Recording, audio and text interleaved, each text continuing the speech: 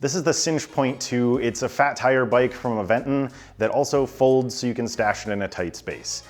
This version of the bike has some upgrades, so let's find out how those performed. Let's take a ride.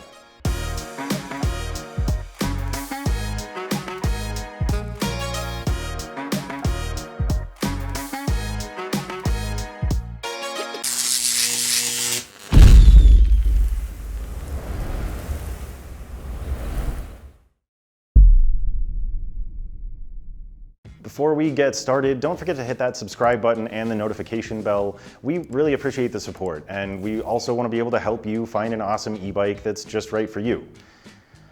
So there are a couple key differences between the Sinch.2 and the original version of the bike. This one, the .2, is only available in the step-thru frame, and that makes it a little more accessible and also easier to get on and off of. It's got an 8-speed drivetrain, that gives you one more gear. It has a torque sensor to activate the motor instead of a cadence sensor, and it also now has both brake lights and turn signals integrated into the seat stays. The torque sensor here is really the big deal though. I found that it responded right away to the amount of work that I was putting in, so the Sinch felt a lot more like a non-electric bike, just with a bit more payoff for the amount of work that I was putting in. The motor and I were sort of splitting the difference, so that created a better efficiency between the motor and battery, which generally results in better range, but we can talk test results about that a little bit later on.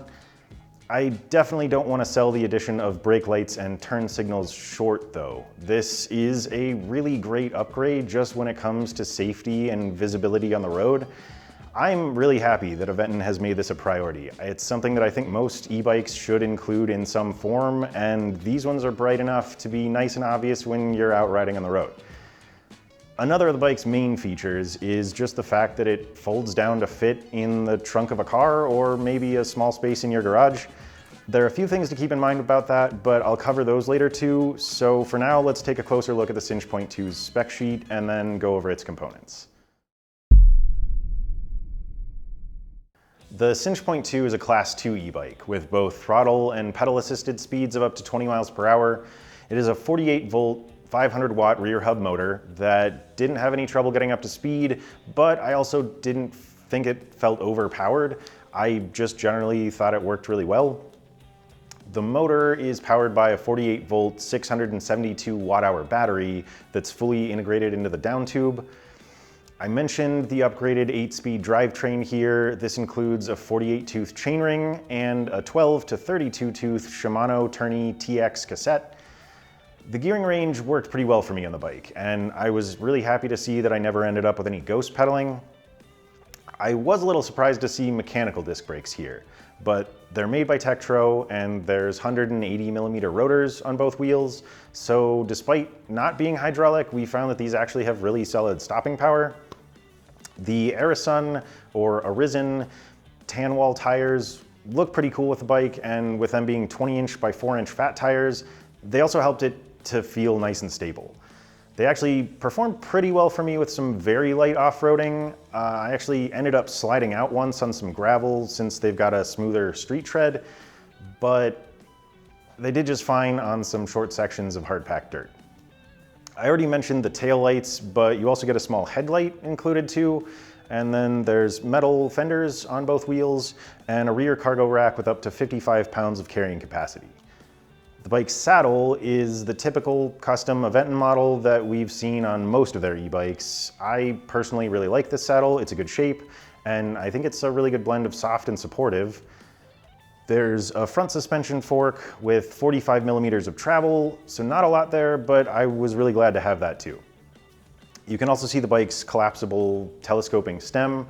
This is pretty common on folding e-bikes, but the one here is a little on the shorter side, which is actually good. For me, it felt a lot more stable and less flexible than some of the others we've seen. The cockpit gets pretty interesting here. Not a ton going on, but the bike's right handlebar has a fairly unique combination thumb shifter and throttle lever module. This puts the levers for shifting under the bar and then packs the throttle lever on top of those. I didn't mind that after a while, but I did think that the throttle lever itself felt a little on the flimsy side.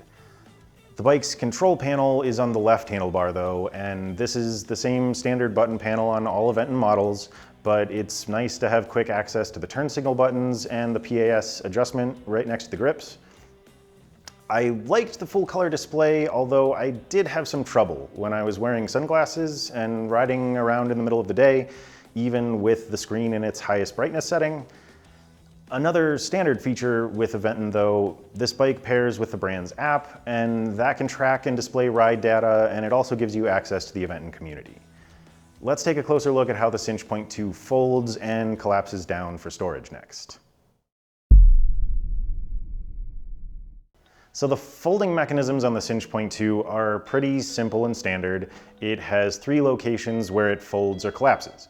There's the main central hinge, the stem, and the pedals. Both the main hinge and the stem have locking mechanisms that you have to release before they can open up. None of these things are unusual in general or a whole lot different from the original version of the bike, but I'll walk you through the folding process so that you can have an idea of what to expect when you are doing it.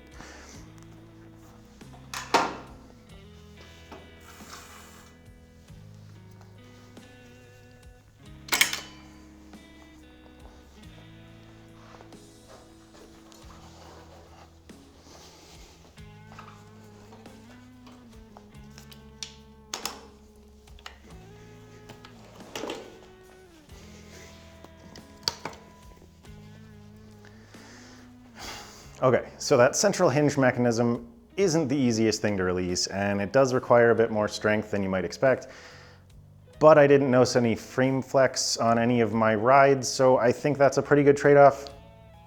Just FYI, I measured the folded bike to be about 34 inches long by about 24 inches wide by 31 inches high.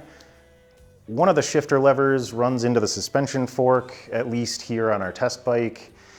And this keeps the stem from folding in a bit more than it otherwise should be able to, but ultimately I think the difference is only about an inch or two. I do think it's important to point out that the Sinch.2 is pretty heavy for a folding e-bike. It weighs in at around 68 pounds. The bike's battery can be removed to reduce the amount of weight you'll have to lift, but it can still feel a bit cumbersome. And I think it's a good thing to be aware of that if you're planning to fold it up and move it around regularly. In any case, let's dive into the Sinch.2's performance in our testing.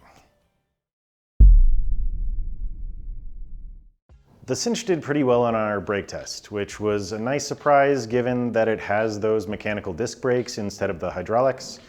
It ended up with an average stopping distance of 20 feet and 1 inch, which is pretty average for a folding bike according to our data, but this one weighs almost 70 pounds, so those brakes also have to work a little harder. I was glad to see that these are made by Tektro, which is a great brand with solid performance across the board. I actually didn't look super closely at them before I took my first ride, and just based on how good they felt right out of the box, I actually expected them to be hydraulics. Roughly half of the other folding bikes we've tested had hydraulic brakes, so we reached out to Aventon to see why the Sinch didn't. They actually gave us a really good reason. They said that with folding bikes, you have to be very careful not to pinch a brake line, and if that happens on a hydraulic system, you can end up leaking fluid. Mechanical brakes like this hold up a little better if they happen to get pinched, so you don't have to worry so much if that happens. So I think the Sinch performed pretty well in our speed test, although there might be some room for improvement here. The data we gathered shows a pretty big jump in power and average speed when going from no motor assistance up to eco mode. We were averaging about 17.5 miles per hour in that setting, and then we didn't see a huge difference in power between the other pedal assist settings. That's why our average speed graph sort of flattens out a little bit. Some of this behavior is due to how hard we were pedaling, but it relates to the limitations from the bike's controller, too. This is actually a pretty common pattern with the newer line of Aventon bikes, but I personally liked that the lowest setting felt powerful here. In general though, we like to see a bit more differentiation between settings. We'd like to see some tweaks in motor output here so that eco mode would have an average speed of around 14 miles per hour and then maybe 16 and 18 in tour and sport modes. I think there's one big thing that we learned from the Sinch on this test though, and that is that it seems like the bike's 500-watt motor has a really good amount of power for the size of this bike. I really liked how well it engaged thanks to that torque sensor, and it had no trouble getting up to 20 miles per hour. A lot of the other Aventon bikes that we've tested can be unlocked to 28 miles per hour through the Aventon app, but you can't do that with the Sinch. This is limited to 20 miles per hour no matter what. That's really one of the only trade-offs that comes with this being a folding bike. Other full-size bikes like the Adventure or the Pace are made to handle a bit more speed, but the Sinch isn't quite as crisp when it comes to handling because of some of the features and geometry that allow it to fold down and be more portable. I did like how maneuverable this bike was with its 20-inch tires, and overall I think everything came together to make this a cool and fun bike. So the Sinch.2 did great in our range test. Aventon advertises a range of up to 55 miles on pedal assist, which means that amount of distance should be possible in eco mode. According to our testing, we measured a range of between 36 and just under 59 miles, depending on the level of pedal assistance. I'm pretty happy, considering that this lines up nicely with Aventon's figures, and most people are probably going to end up somewhere in the middle of that range. That said, I'd definitely try to keep it in eco mode as much as possible if I were going on a longer ride, and I think it's powerful enough to do that without sacrificing a whole lot. Earlier, I talked about the bike's 672 watt-hour battery. This is sort of a middle-of-the-road capacity these days, but the range that we got was really good for a bike with a battery of this size. That's just one more thing that I like about the new torque sensor on this bike. Your battery charge goes quite a bit farther here since you have to put in some of the effort. And actually, if we compare the original Sinch with its cadence sensor and the Sinch.2, both bikes use motors and batteries with the same specs, but we were able to pedal for an extra 10 miles with maximum assistance on the Sinch.2 and an extra 20 miles with the minimum amount of assistance. When it comes to the low power portion of our test, this also puts the Sinch.2 at or near the top of our list of folding e-bikes that we've tested, so we're pretty impressed overall here. On our hill test, the Sinch did surprisingly well, especially considering that it weighs 68 pounds and has a 500-watt motor. That's not bad, but it's also not a monster. Considering how steep our test hill is, I think we learned that the Sinch can handle just about anything. With just its throttle, we got a result of 1 minute and 18 seconds at an average of 13.9 miles per hour. That's pretty awesome, and it's currently our best throttle-only result when comparing the folding e-bikes we've tested so far. Pretty good for a heavy bike. In turbo mode, our time and speed were a little better, 1 minute and 13 seconds with an average speed of 14.9 miles per hour. That's a little more average, but still really good. And I think the bike's torque sensor and the current tuning give it a little bit of an edge when it comes to hills. And even though we had to put in a moderate amount of effort, we were also getting a lot of help in return.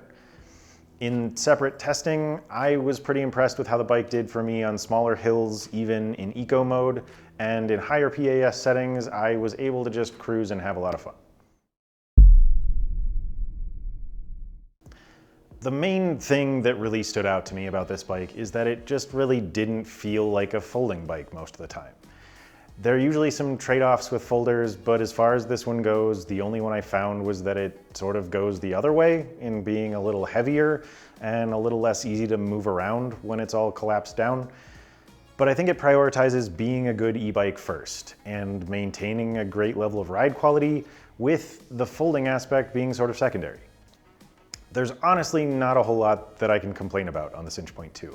The tuning of the bike's motor output through its controller could be tweaked a little bit to give a bit more of a noticeable difference between power levels, and we were thrown off a little bit by the combination shifter and throttle module, but those are both pretty minor things overall.